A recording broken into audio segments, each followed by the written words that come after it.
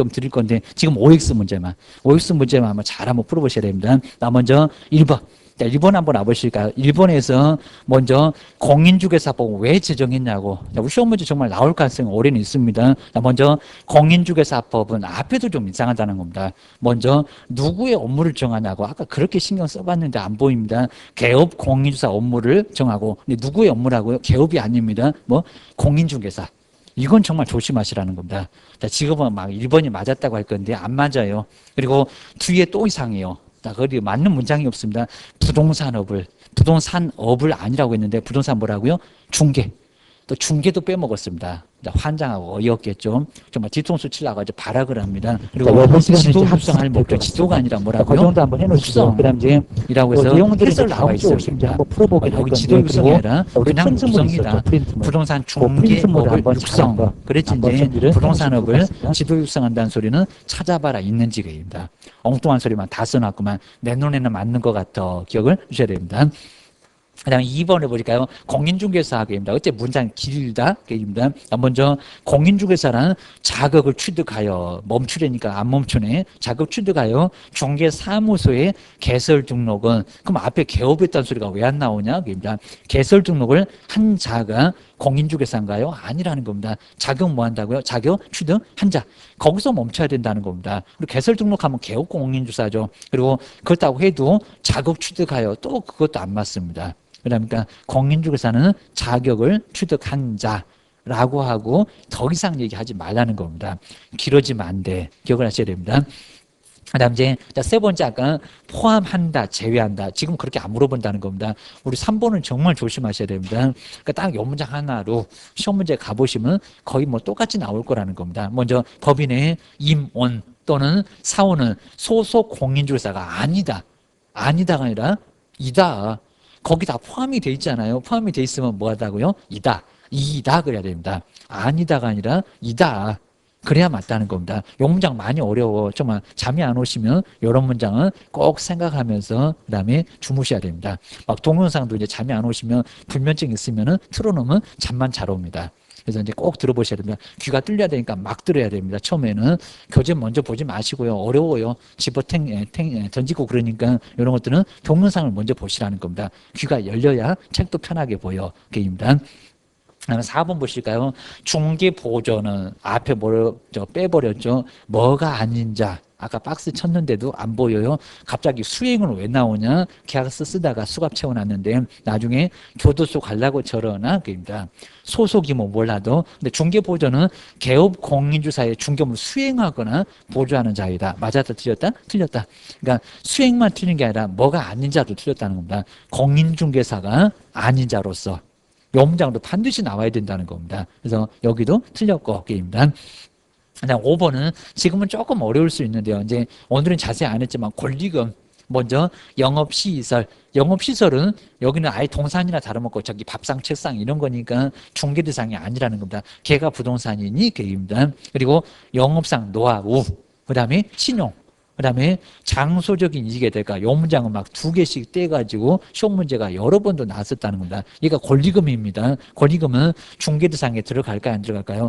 얘는 부동산이냐고. 부동산이 아니라는 겁니다. 중개대상이 아니요. 그리고 2번 잘 보셔야 됩니다. 입주권. 아니면 3번에 분양권. 그래도 하나는 중개상에 있네요. 여기입니다. 입주권인가요? 분양권인가요? 분양권. 입주권은 아니라는 겁니다. 입주할 수 있는 권리. 입주할 수 있는 권리니까 아직은 아무것도 없어. 당첨도 안 됐고 이런 겁니다. 그 다음에 분양 가능한데 이제 하나 더 있겠네요. 분양 가능한데 현실적으로 제공 가능하대요. 그런 상태에 이르렀대요. 아마 다음 주 정도 되면 이제 점검을 해볼 겁니다. 요 4번도 아예 분양권에 가까워집니다. 현실적으로 제공 가능하다. 그럼 건물이 있다. 그입니다. 저기 아마 분양권보다 더 확실할 겁니다. 분양권은 3년 후에 받는데 여기는 이미 분양 가능한 상태에 있고 현실 제공은 가능한 상태에 이미 이르러 있다는 겁니다. 건물 완성 단계예요. 이런 소리입니다. 그리고 5번에 법정 전환권은 저기 실무 가서도 배울 건데 법정 전환권은 법으로 정해놓은 거니까 중개가 안 돼요. 이건 안 된다. 게임입니다. 그 다음에 6번째 중개 대상물은 꼭 나올 정도로 아주 중요합니다. 먼저 대토권. 중개가 된다 안 된다? 안 된다. 그래서 다음 주에 조금 더 정리할 건데 세차장 구조물은 그냥 건물이 아니라는 겁니다. 천막으로 둘러져 쌓여 있고 이거 맨날 나옵니다. 세차장 구조물도 중개 대상 아니고. 근데 20톤 이상은 부동산은 맞습니다. 근데 중개 대상 물이냐고 안 들어가.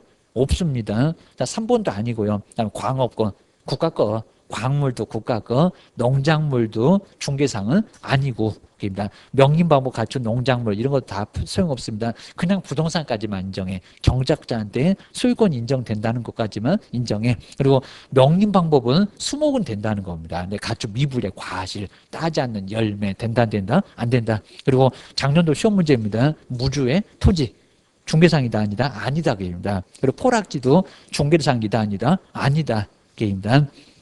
그다음 이제 한필토지의 그리고 일부도 한필토지의 일부도 중개는 될까요? 아니면 안 될까요? 게임입니다. 여기는 중개상이 해당돼요. 여기는 해당될 수 있다는 겁니다. 한필토지 일부도 중개는 가능해요. 뭐 매매가 된다는 게 아니라 가능하다라고 해서 딱 한 개밖에 없습니다. 10번째는 한필토지의 일부, 요놈이 중개 대상이라는 겁니다. 지금은 조금 어려우니까 너무 심하게 생각할 거 없습니다. 아직 3월도 남았고 5월도 남았습니다. 벌써 알면 이제 그때 가면 다 까먹습니다. 7번째, 임목의 소유권자는 어무장 어렵고요. 토지당 등기상 증명서 갑구를 소유권자가 갑구에 나온 건 맞습니다. 근데 등기상 증명서가 안 맞아요. 근데 임목인데 왜 또 토지를 보나요? 임목의 소유권자는 토지가 아니라 임목 그려야 된다. 임목. 이 문장 아직 너무 어렵고 요즘 안 내니까 그냥 그렇게 크게 신경 쓸 건 없습니다. 임목등기상 증명서 갑구를 통해서 확인할 수 있다는 겁니다. 그리고 토지등기상 증명서는 토지만 나와요. 토지 소유권자만. 그러니까 토지 그러면 안 된다는 겁니다. 임목 등기상 증명서가 따로 있다는 겁니다. 그래서 7번 틀렸고 그다음 이제 1년 이상하죠. 적으로 칠판도 있는데 6개월도 아니고 딱 몇 개월 했을 겁니다. 공장이나 광업재단은 소유권 보존 등기한 후에 우리가 확인해야 된다는 겁니다. 몇 년 이내 뭐 무슨 또 1년이냐 1년 이내에 저당권 설정 등기해야 된다. 1년이 아니라 10개월이 맞습니다. 10개월. 저 10개월만 딱 정리해 놓으셔야 됩니다. 법에서 그래 놓은 거니까 거기는 그런 거지 딴 건 없습니다. 그리고 9번째 토지나 건물이 공장재단에 속하였다는 것은 권리요.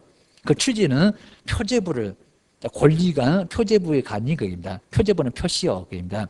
권리 없습니다. 표제부를 통해서 확인할 수 있다. 이런 문제 얼마나 어려웠냐고입니다. 저기 7번, 9번 옛날에는 자주 나왔었다는 겁니다. 일단 여기는 표제부가 아니라 갑구울구 갑구울구를 통해서 확인할 수 있는 거지 권리가 가는 쪽은 갑구울구구만 그입니다. 등기법 배우면 잘 알게 돼 게임입니다. 그 다음에 10번째 만들지 볼까요? 정책심의원회 위원장은 국토교통부 장관이며 장관인가 나라님도 바쁜데 말이 안 되죠. 그리고 뭐 5명 이상에서 7명인데라고요. 아주 예전에 저런 적이 있었습니다. 지금은 저 숫자도 아니요. 그리고 장관 말고 뭐라고 국토교통부 차관.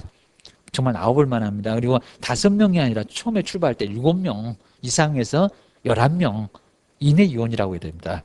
자, 10번째 연함도 이상하고 그입니다. 그 다음에 11번째 보실까요? 위원이 배우자 그리고 친조 아까 박스에 4명 있었던 사람 죽어 하면서 니네 넷스 빠져 봤었죠. 증언 그리고 대리인이 해당하면 이렇게 어려울 수 있다는 겁니다. 해당하면 기피사회 그럼 해피인가?